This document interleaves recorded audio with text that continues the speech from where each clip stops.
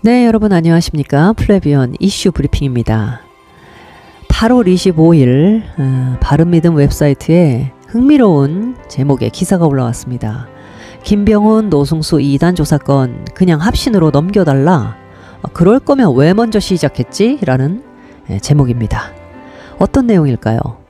합신의 노승수 목사가 그리스도께서 율법을 지켜서 먼저 자기를 구원하였고 또한 그리스도께서 자기를 위한 속죄를 수행했다는 주장하는 것이 정희철 목사에게 발견되었다. 첫 문단부터 쇼크입니다. 합신이면 아주 정통교단이죠. 근데 여기 소속된 노승수 목사가 그리스도께서 율법을 지켜 먼저 자기를 구원했고 또 그리스도가 자기를 위한 속죄를 수행했다는 주장을 했다는 겁니다. 이 노승수 등이 그리스도의 능동순종이라는 교리를 주장하고 그것을 수용하지 않는 서철원 박사와 정희철 목사 등을 교리적 이단이라 조롱하고 개혁교회를 떠나야 한다고 희롱하는 말을 한다는 소문을 듣고 조사하던 중에 발견되었다. 네, 지금 최근의 일은 아닙니다. 여기 지금 근거 자료를 올리셨는데요. 강남 성도교회 다음 카페 같은데요. 교회 카페인가 봅니다. 여기 보면 노승수 2017년으로 보여요. 2017년 12월 15일 이중칭의의 각기 다른 사용법에 관하여 이렇게 돼 있고요. 2번에 보면 그리스도 마지막 줄인데요. 그리스도는 마지막 아담으로서 그리스도 자신 역시 구원되어야 하는 존재로서 그가 이루신 율법에 대한 온전하신 순종 곧 행위언약의 성취인 것이죠. 이렇게 이루신 의가 전가로 말미암아 우리의 것이 되는 것입니다. 참 이런 어처구니 없는 이런 주장의 글이 있는데 자, 그리스도가 마지막 아담으로서까지는 동의합니다. 그런데 그리스도 자신 역시 구원되어야 하는 존재다. 여러분 여기 동의하십니까? 그가 이루신 율법에 대한 온전한 순종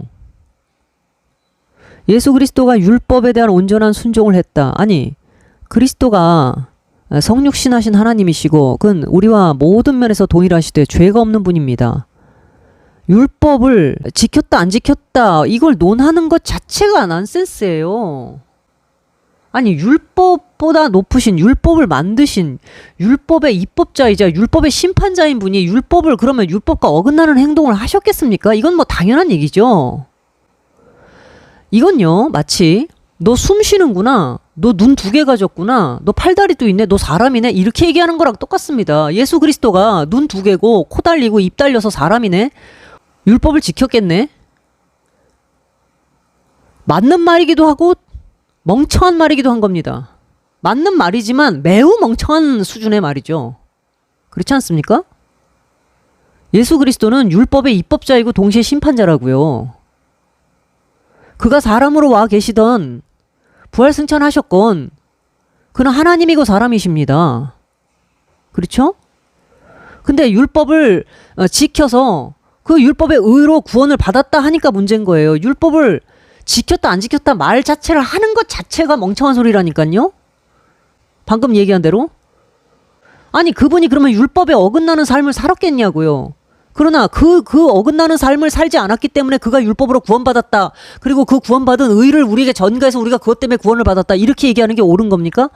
옳다 자체를 떠나서 누가 그런 식으로 앞에서 얘기하면 너 뇌 열어가지고 네 안에 그 우동살이 들었나 난 보고 싶다. 이렇게 얘기하고 싶을 것 같아요. 아니면 뇌에 주름이 없거나 얼굴에는 주름이 있는가 본데 뇌에는 주름이 없나 보네. 이렇게 얘기하고 싶습니다. 뇌에 주름 좀 갖고 삽시다. 자, 노승수 목사의 그리스도 역시 구원되어야 하는 존재였다는 주장은 신천지 교리들 못지않은 심각한 이단 사상이고 신성 모독적 신앙이다. 동의합니다. 노승수 목사의 주장은 창조주 하나님이 죄로 죽은 자기 백성을 다시 살려 자기를 찬송하는 백성으로 삼기 위해 죄와 무관한 방식에 출생하셨다는 성육신 신앙을 파괴한다. 이것은 기독교 신앙의 핵심을 정면으로 짓밟는 이단 사상이다. 필자는 노승수 목사의 괴상한 주장을 접하고 이후 오랜 동안의 연구를 통해 노승수 목사의 이런 주장이 우연한 것이 아님을 알게 되었다. 자, 이렇게 해서 바로 청교도 신학 안에 심각한 이신칭의와 아주 심각한 그 배치되는 오류가 있다는 것이 이렇게 밝혀지게 된 겁니다. 그게 바로 문제작, 화제작, 한눈에 들어오는 청교도 개혁운동 책이죠. 그 책은 이제 시작입니다. 포문을 연 거예요. 앞으로 아마 계속해서 2탄, 3탄 나올 거라고 이제 생각을 합니다. 자, 그리스도가 아담이 지키지 못한 율법을 대신 완전하게 지켜 천국의 의를 얻었다는 내용이다. 저도 이 주장을 하고 있는 어떤 분과 토론을 한 바가 있는데요. 그분도 그런 주장을 하더라고요. 그리스도가 율법을 지켜서 의를 얻지 못했다면 그리스도가 흘린 보혈의 피도 반쪽에 불과하다, 이런 얘기를 하더라고요. 이 정말 대놓고 이런 얘기를 하고요. 그동안 저와 잘 알고 지냈던 사람들이 그분의 그런 글에, 페이스북 글에 좋아요를 누르는 걸 봤습니다. 뭐죠? 여러 명이 그 사람의 주장에 힘을 실어주면서 지금 주건보가 능동순종을 반대하는 것에 같이 반박을 하고 반감을 가지고 있는 거죠. 이런 식입니다. 이거는요, 춘천 한마음교회 김성로 목사가 키면서 부활 자체를 지나치게 성경 이상보다 강조하는 것에 한 걸음 더 나갔다, 이렇게 보입니다. 지금 이 청교도의 능동순종 교리는 그거보다 더 심각하다, 그렇게 보입니다. 춘천 한마음교회 김성로 목사의 주장도 결국은 이 정희철 목사님과 이 합동 2대위의 노력 끝에 이게 탄핵이 됐죠. 능동순종 교리는 그리스도가 율법 준수를 통해 얻은 의로 먼저 자신을 의롭게 만들어 구원하였고, 이어서 그를 믿는 우리들을 율법을 지켜 얻은 그 의를 전가에 구원하였다는 거짓 사상이다.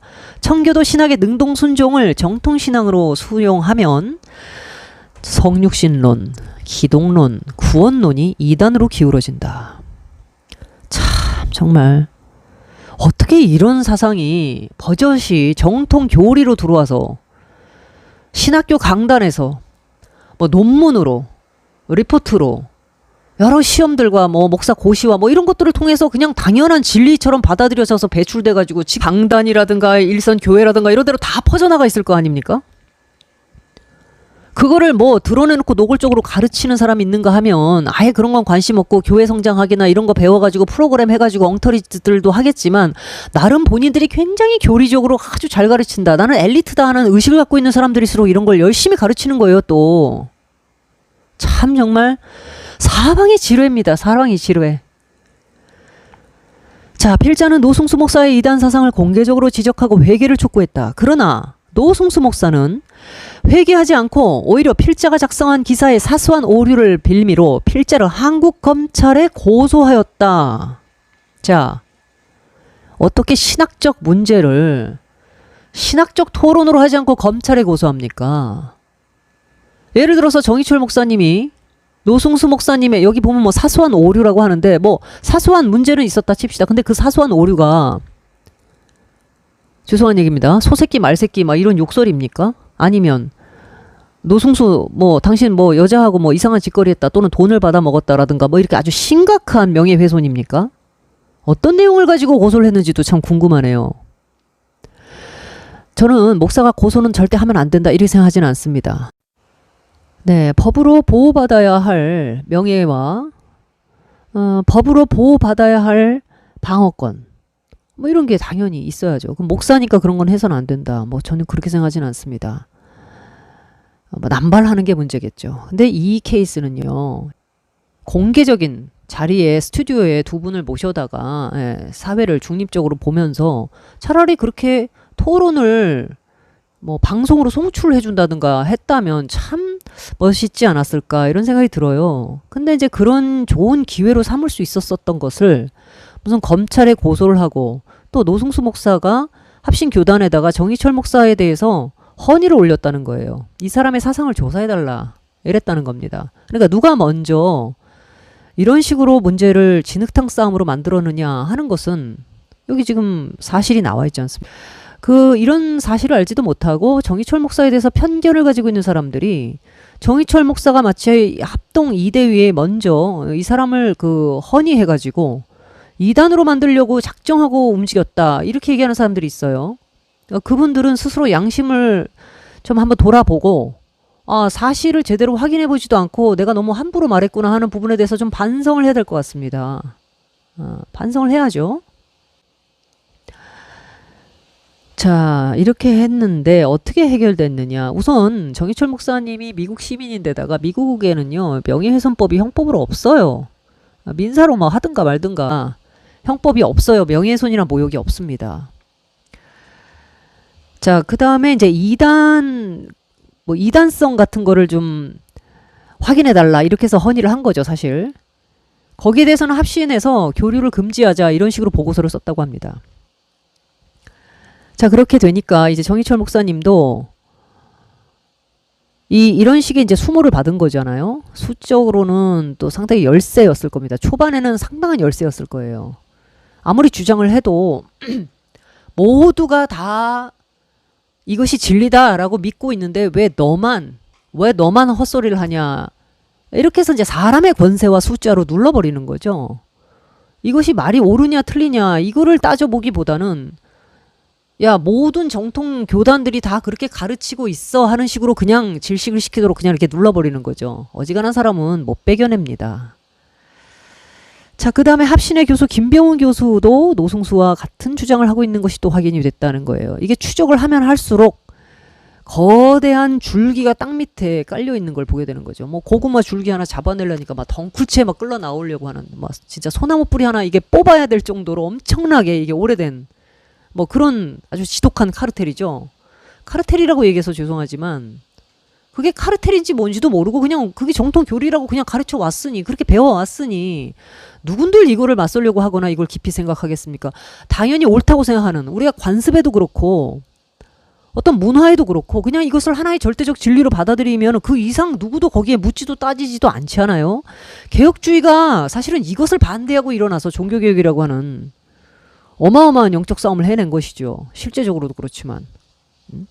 근데 지금 우리가 그런 영으로 그 성령께서만이 사람을 붙들어다가 그런 자리로 옮겨가실 수 있는 그런 도구가 될 수 있느냐. 아무나 또 쓰임을 받을 수가 있는 것도 아닙니다. 아무캐나 막 아무데나 들이받는다고 해서 그게 늘 종교개혁의 정신도 아닐 거고요. 그러나 이 문제만큼은 여러분 생각을 해보십시오. 그럼 예수 그리스도가 정말 율법의 의로 구원받아야 할 존재입니까? 구원받아야 할 존재예요? 이거는 아마 주일학교에서도 제대로 똘똘하게 교육받은 어린아이들도 이거는 아닙니다 할 겁니다. 자, 김병훈 교수라는 사람은 그럼 또 어떻게 가르치고 있느냐. 그리스도의 능동적 순종과 수동적 순종 8장 5항이라는 제목으로 기독교 개혁신보 2016년 4월 12일자 글에서 이렇게 얘기했습니다. 그리스도가 모세의 율법을 지켜 영생을 얻었다고 주장했다는 거예요. 여러분 잘 들어보시기 바랍니다. 그리스도께서 만일 율법에 불순종하는 일을 행하신다면 속죄를 위한 희생 제물의 자격을 상실하게 될 것은 분명한 일이기 때문입니다. 만일 그러한 일이 있게 된다면 그리스도께서는 대리 속죄를 위한 희생 제물로서의 자격만이 아니라 스스로를 위한 영생의 권리도 상실하게 되고 맙니다. 그리스도의 율법의 순종은 그리스도께서 율법의 순종으로 얻으신 율법의 의와 영생의 권리를 죄인들에게 전가하여 주시는 데에 그 의미가 있음을 기억해 두는 일입니다. 죄인들의 보증인이신 그리스도께서는 자신을 위해서가 아니라 그에게 속한 죄인들을 위하여 율법을 완전히 순종을 하시어 율법의 의를 이루심으로써 영생의 권리를 획득하시고 그 권리를 행사하십니다. 자, 더 충격적인 것은요. 김병훈 교수는 신자들이 지옥에 가지 않는 원리와 천국에 들어가는 원리가 다르다고 주장을 했답니다. 여러분 이런 얘기 들어보셨습니까? 우리가 천국에 가는 것과 지옥에 가지 않는 것의 원리가 다르다는 거. 두 방면의 기능이 있다는 거예요. 자, 어떤 걸까요? 한번 봅시다. 지옥 형벌에서 벗어나는 것과 천국 영생으로 들어가는 것이 구별이 되고 형벌받는 것과 상급받는 것이 동일한 것이 아니며 사망의 심판에서 구원받는 것과 영생의 영광을 얻는 것이 서로 구별이 되는 것이 마땅하므로 그리스도의 순종을 공로적 측면의 능동적 순종과 공의를 만족하여 죄값을 치르는 수동적 측면으로 구별하고 전자를 통해 영생을 얻고 후자를 통해서는 심판을 면하는 것으로 구별하는 것은 자연스러운 일입니다. 복잡하죠? 쉽게 얘기하겠습니다. 여러분 예수 그리스도가 우리에게 영생을 주는 능동적 순종 그리고 우리가 지옥에 가지 않게 해주는 수동적 순종 그리스도의 순종이 이렇게 두 가지 기능의 역할을 가지고 있다. 이런 얘기 들어보신 적 있습니까? 성경에서 혹시 읽어보신 적 있습니까? 제가 다시 한번 설명드립니다. 내가 죄를 지어가지고 형무소를 가야 되는데 형무소를 가지 않게 막아주는 게 예수님의 보혈의 피예요. 그러나 형무소는 그냥 안 갔을 뿐이지 그냥 본전이에요. 본전치기가 된 거예요. 제로 베이스입니다. 그냥 그거예요. 평범한 시민이에요. 그러나 엄청난 시민으로의 상을 받고 훈장받고 영예를 받는 건 그리스도가 율법의 의의를 부여해 줄 때예요. 그러니까 형무소 안 간 게 뭐 대단한 의입니까? 평범한 사람들도 다 안 가요. 그러니까 보혈의 피는 딱 그 정도만 만들어준다는 거예요. 제로 베이스. 의로운 사람도 아니고 죄인도 아니에요. 예수의 피는. 그냥 우리를 딱 그 정도 선에서 그냥 현상 유지시켜주는 것 정도입니다. 그런데 나를 적극적으로 의인 만들어서 영생의 자격을 얻고 천국에 들어가는 그 권세를 주는 것, 그런 자격을 주는 것은 그리스도의 율법의 의라는 거예요. 그러면 여러분, 우리가 율법의 의라고 하는 것을 믿지 않는다면, 그리고 그걸 거부한다면, 그럼 우리는 그리스도의 보혈만 가지고는 천국에 못 들어간다라고 하는 그런 결론에도 도달하는 겁니다. 이해되십니까? 이게 왜 이렇도록 중요한 문제인지? 지금 이거는 전통적으로 개혁교회가 가르쳐 온 것이야. 그런데 이거 사실 청교도 회중파에서 나온 거예요. 칼빈주의가 아닙니다. 근데 그거를 갖다가 지금 장로교회에 속해 있는 목사님들조차도 이것에 대한 구분이 없이 이게 역사적으로 어떤 뿌리를 가지고 있는지조차 모른 채 우리 저 선배들로부터 그냥 쭉 내려온 거다라고 그냥 받아들였던 사람들은 이 안에 이렇게 심각한 독소가 있다라는 걸 모르고 이걸 오히려 드러내서 이것과 구분을 하려고 하는 것. 청교도, 회중파 청교도로부터 나오고 있는 이 부분과 전통적인 칼빈주의가 가르치고 있는 여기에서 차이가 벌어진다라고 말하고 있는 정희철 목사를 공격하고 있는 거예요. 이건 칼빈주의다, 청교도 회중주의다를 떠나서도 평범한 그리스도인들이 성경을 읽어서도 절대 발견할 수 없는 내용입니다. 이런 내용을 우리가 어디서 발견할 수 있다는 얘기인가요? 그리고 이걸 탄핵하지 않는다면 앞서 말씀드린 대로 우리는 그냥 지옥에 안 갈 뿐이지, 지옥에 안 갈 뿐이지 천국에 못 들어간다라는 그런 결론에 떨어질 수도 있는 거예요. 이걸 공격하면 이단들이야말로 이런 틈을 파고 들어와가지고 얼마든지 이런 식의 사변을 만들어내고 이런 식으로 비약을 해서 얼마든지 공격할 수 있는 거 아닙니까? 우리가 구원을 얻는 문제에 있어서 성경은 명시적으로 말하지 않는 어떤 경우도 없어요. 직접적으로 다 설명합니다. 왜? 그만큼 구원이 심각한 문제고 중요한 문제이기 때문에 그거를 이렇게 암시하지 않는다는 거예요. 반드시 명시합니다. 복음을 증거하는 데 있어서 사람의 영혼을 구원하고 생명을 살리는 문제에 있어서 세상에 어떤 사도와 어떤 하나님의 말씀이 그것을 암시한다는 얘기입니까? 오직 고등한 지식에 도달해서만이 깨닫는 사람만 구원받을 수 있습니까? 능동순종이라는 걸? 나는 성경에서 도대체 이걸 찾아볼 수도 없고. 근데 신학자들끼리는 자기들끼리는 고등한 지식으로, 신학적인 지식으로 쭉 흘러내려왔다고 주장을 하는 거예요. 그리고 이 얘기를 하면 무식하다는 겁니다. 참 가소롭습니다. 참 가소로워요. 참. 그 짓거리 하려고 그렇게 신학하고 그러고 기껏해야 전가훈이나 빨고 앉아있는 저런 태국의 그 가짜 목사 사칭하고 있는 이영근 같은 놈.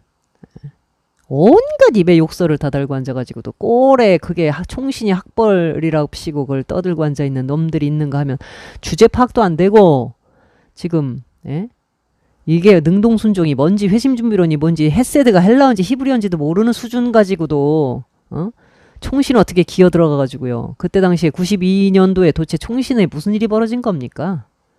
아마 대학 떨어지고 갈 데 없으니까 전부 그런 신학교로 전부 기어 들어가가지고 저런 거지 같은 것들만 양산해 냈는지.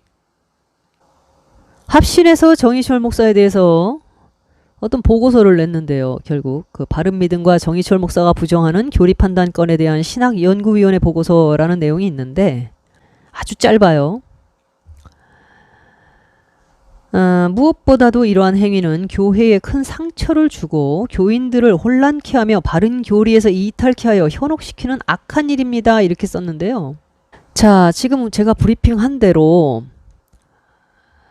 이것이 과연 신학연구위원회가 명확하게 그러면은 이게 교리적으로 어떻고 저쩌고 쭉 설명을 해서 누구나 참 그러면 성경을 다시 알게 하고 교리와 진리를 밝히 비춰주고 성경의 어느 부분이 이렇게 명시적으로 사실 설명되어 있고 그래서 신학은 그것을 정직하게 보다 좀 더 체계적으로 잘 다듬어서 성경적 진리를 알 수 있게 해주었구나 이렇게 이해할 수 있도록 해줘야지. 달랑 2장 2페이지짜리 딱 써가지고 악한 일입니다. 뭐 이렇게 이제 했는데 뜻있는 사람들이 정희철 목사님과 힘을 합해서 지금 이렇게 능동순종 주장하고 있는 사람들에 대해서 이 대위에 헌의를 올렸어요.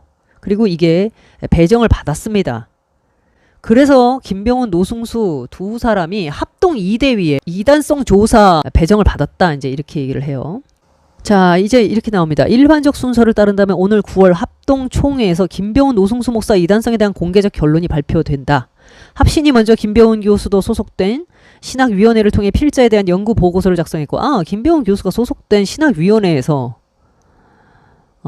정희철 목사에 대한 연구 보고서를 작성했군요. 그러면 김병훈 교수가 소속되어 있는 신학위원회가 얼마나 객관적으로 이거를 검증해가지고 보고서를 썼을까요?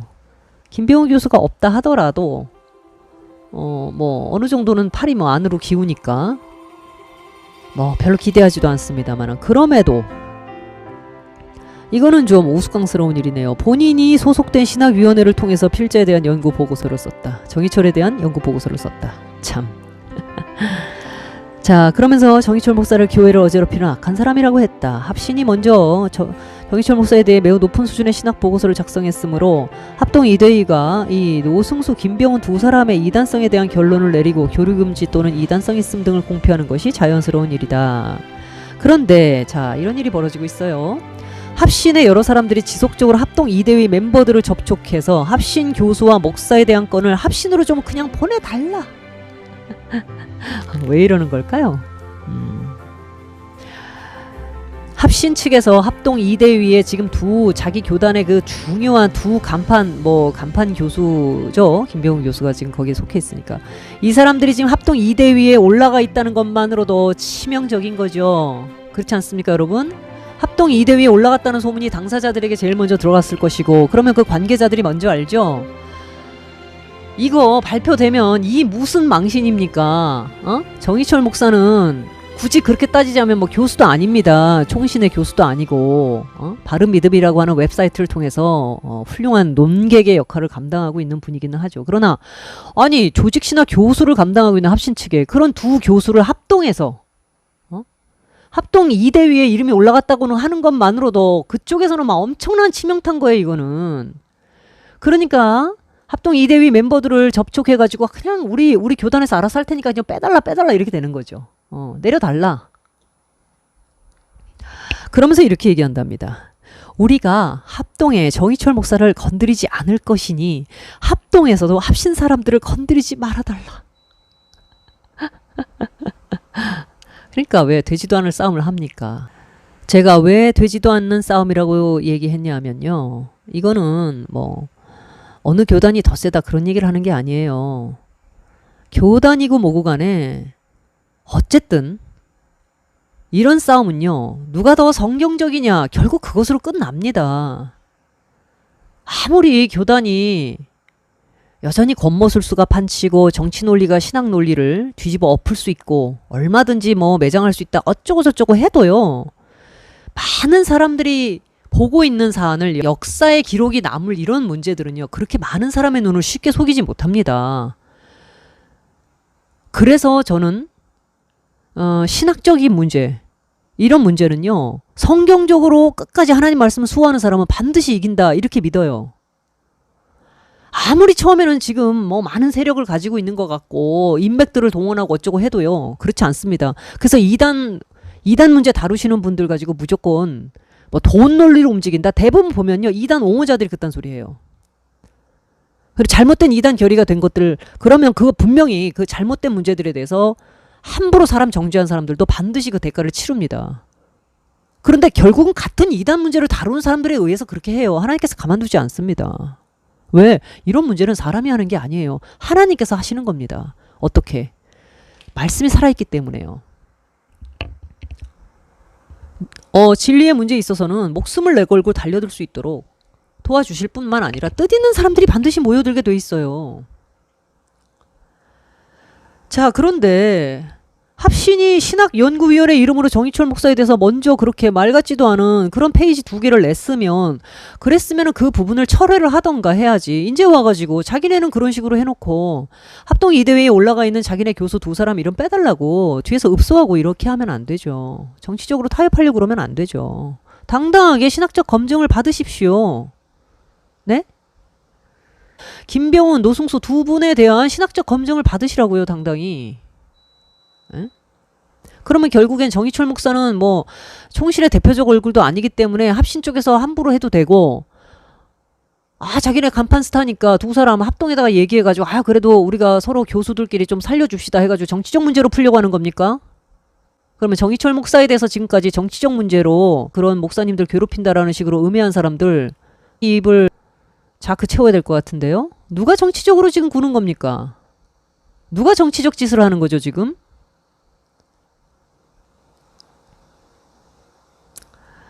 이제 와서 없던 걸로 하자 이거예요. 이제 와서. 필자에 대한 연구 보고서를 거창하게 작성하고 밖으로 돌려 공교단 이름으로 조롱했으면 당당하게 해야지. 정희철 내가 신학적으로 단호하게 대처를 안 했으면 합신이 이렇게 나왔을까? 네, 맞습니다. 아주 우습게 생각했겠죠. 이미 정희철과 바른믿음의 교류를 금지한다는 내용을 교단의 이름으로 발표했을 것이다. 통과가 안 되고 그냥 연구 보고서만 올라온 거죠. 이 문제에 대해 합동 이대위도 신중해야 한다. 중대한 신앙의 혼란을 해결하기 위해 노회가 진지하게 의논하여 올린 헌의안이다. 이대위의 임무는 그 헌의된 내용에 대한 교단의 신학적 입장을 소속 목회자들에게 알리는 것이다. 이단성 시비를 받아 연구 대상자로 선정된 사람들이 소속한 교단 측 임무를 접하면서 정치적으로 무마하는 것은 이대위 임무가 아니다. 그렇습니다. 이런 식으로 중요한 이단성 문제가 무마된다면 교단에 소속하지 못한 이단들만 죽어나가게 된다. 교단에 속하지 못한 이단들 입장에서 생각하면 유전 무죄 무전 유죄라는 세상 논리처럼 이단 문제도 기득권 문제일 뿐이라는 인식이 팽배해지게 되지 않겠냐. 맞죠? 사람을 따르지 않고 끝까지 하나님의 말씀을 따르고 그게 좀 약간 외롭고 외톨이 같은 느낌이 들어도 그 길을 갈 수 있게 해주시오. 늘 기도하기를 원합니다. 깨어있기를 원해요. 이 세상 잠깐 사는 거지. 나중에 주님 앞에 가가지고 그 책망을 어떻게 듣고 혹여 내 그런 잘못된 것들 때문에 내 주변에 내 자녀들까지도 엉뚱한 삶을 살고 하나님께 전혀 복을 받지 못한다고 한다 그러면 내가 잠깐 그 사람들 숫자 따라가면서 얻을 수 있는 그 뭐랄까요 으쓱거리는 거 그게 뭐라고 제가 그 길을 따라갑니까? 그 허풍, 그 허영, 그 허세를 미쳤다고 따라갑니까? 이 사람들이 나한테 뭘 해줄 수 있는데 그렇지 않아요? 사실 기독교의 치명적인 위협이 되는 이단은 이미 교단 속에 자리 잡아 의심받지 않고 정통 행세를 하고 있는 이단이다. 맞습니다. 교단 밖에서 일어나는 이단은 쉽게 발견되는 공동의 적임으로 사실상 위협이 되지 못한다. 그런데 이미 주요 교단 속으로 들어온 이단은 소속 교단으로 보내달라는 그들 교단 이대위 요구로 인해 무사하게 넘어가게 된다. 정광훈 목사 그런 거 아닙니까? 정광훈 목사가 이단이 아니고 그게 개인의 교단이 해결할 문제예요? 그게 자기 교회 내에서만 떠드는 문제입니까? 그리고 정광훈 목사 추종하는 사람들이 그 교단에 속한 사람들만의 문제냐고요. 아니잖아요. 그런데 어떻게 그게 그 교단 내의 문제입니까? 헛소리도 유분수지. 이단성 있는 사람들이 속한 교단 이대위원장이 소속 목회자들을 잘 보호하는 능력 있는 이단 전문가로 명성을 얻게 된다면 이거는 다 때려치라고 하십시오. 다 때려쳐버려야죠. 그게 뭐 하는 겁니까 그게. 말씀을 수호하자는 거예요? 아니면 자기네 조직 보호하자는 겁니까? 그게 조폭 논리지. 그렇지 않아요? 중요한 것은 누구를 위한 복수가 아니다. 무엇이 올바른 신앙 이해이고 실천인지에 대해 소속 목회자들에게 합동 교단의 이대위가 중요한 도움과 가이드를 주어야 한다는 것이다. 그것이 합동 이대위의 임무다. 글은 이렇게 끝났습니다. 합동 이대위 저는 여전히 참 소망을 품고 존경하는 마음을 가지고 바라보고 있어요. 중요한 문제입니다. 무슨 반사회적 범죄를 일으키는 신천지 같은 사람들만 그거는요 세상 사람들도 다 구분해요. 상식으로도 보편적 이성으로도 얼마든지 그거 다 걸러낼 수 있는 문제예요. 그런 게 아니라 하나님의 말씀을 성령이 아니고는 분별할 수 없는 일을 해달라는 겁니다. 이대위가 성령이 아니고서는 이건 영이 아니고서는 분별할 수 없는 것 그런 걸 해달라는 거예요. 합동 이대위가 이런 일을 사명을 가지고 사명감을 가지고 하나님 앞에 정말 엎드려 기도하시면서 바른 길을 좀 가주시기를 바랍니다. 네, 여기까지 하겠습니다.